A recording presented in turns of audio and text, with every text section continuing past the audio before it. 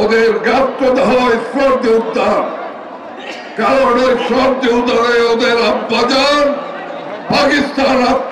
পাকিস্তানি সেনাবাহিনী এদেশের মুক্তিযোদ্ধার মিত্রবাহিনীর কাছে আত্মসমর্পণ করেছিল। অবশেষে গোলামবাগ মাঠে যাবে।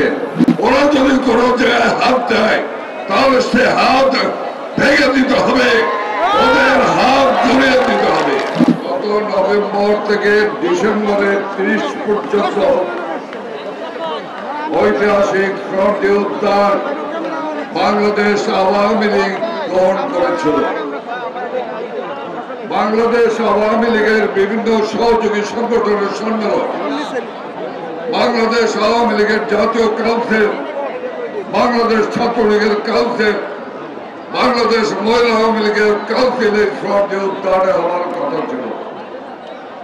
কিন্তু আমাদের প্রিয় নেত্রী গণতন্ত্রের মানসকণ্ড জননেত্রী শেখ হাসিনা 8ই ডিসেম্বর বাংলাদেশ ছাত্রলীগের জাতীয় কাউন্সিল থাকার পরে তিনি পরিষ্কার নির্দেশ দিয়ে দিলেন যে যেহেতু 10 তারিখ বিএনপি সমাবেশ করবে, একটি বিশাল সমাবেশ করবে, সেই কারণে ছাত্রলীগের কাউন্সিল 8 তারিখ থেকে 6 তারিখে এগিয়ে আনতে হবে এবং ওই জায়গায় কোন মঞ্চ, ডেকোরেশন, প্যান্ডেল কোনো কিছু থাকতে পারবে না। আপনারা যান, সাংবাদিক বন্ধুরা যান, দেখেন গিয়ে কোন চিহ্ন নাই, নেত্রীর নির্দেশনা, প্রধানমন্ত্রীর নির্দেশনা। আমরা সেই সব কিছু অবকাঠামো আমরা সরিয়ে দিয়েছি। কিন্তু ওই চোরালা নাসরে ধর্মের কাহিনী, ওদের গাত্রদাহ শ্রদ্ধে উদ্যান, কারণ ওই শ্রদ্ধে উদ্যানে ওদের আব্বাজান পাকিস্তানি সেনাবাহিনী এদেশের মুক্তিযোদ্ধার মিত্রবাহিনীর কাছে আত্মসমর্পণ করেছিল। কাজেই ওদের গাত্রদাহ রয়েছে, ওদের গাত্রদাহ রয়েছে। ওই শ্রদ্ধে উদ্যানে যাবে না কেন?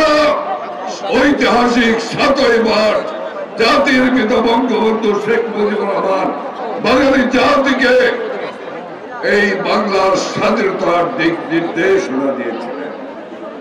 এখন তো এত ভালো বললাম, এত অনুনয় বিনয় করা হলো, শুনলেন না। এখন কোথায় যাইতে হবে? গোলামবাগ মাঠে যাইতে হবে।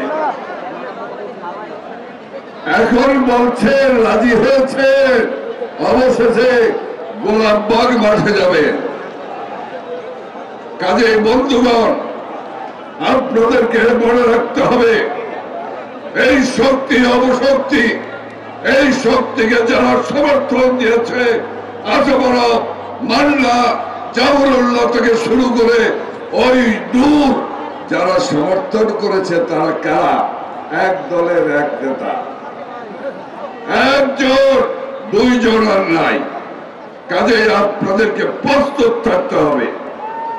ওদের একটি পেন্ডিং আছে, বাইরের পেন্ডিং, সেটা হলো 2001 সালে ক্ষমতা এসে ওরা আমাদের মেরেছে, ওরা হাত কেটেছে, পা কেটেছে, ওরা চোখ উপড়ে ফেলেছে, ওরা আমাদের বাড়িঘর জ্বালিয়ে দিয়েছে। তারপরও আমরা কিছু বলি নাই, কারণ নেত্রী শেখ হাসিনার নির্দেশনা ছিল, যে বার্তা ছিল কঠোর বার্তা, কোনো গোলযোগ করা যাবে না। সেই সুযোগ দিয়েছেন, সেই মাঠটা কিন্তু পেন্ডিং আছে। বেশি বাড়াবাড়ি করলে সেই মায়ের উত্তম মাধ্যম কিন্তু শুরু হয়ে যাবে ইনশাআল্লাহ। আমার ঢাকাবাসী ভাইরা, আতঙ্কের কোনো কারণ নেই। আপনাদের পাহাড় আমরা রয়েছি। আওয়ামী লীগ এই ঢাকা দক্ষিণ, আওয়ামী লীগ ঢাকা উত্তর, আওয়ামী লীগ যুবলীগ, ছাত্রলীগ, স্বেচ্ছাসেবক লীগ, মহিলা আওয়ামী লীগ, যুব মহিলা লীগ পাহারা দেবে।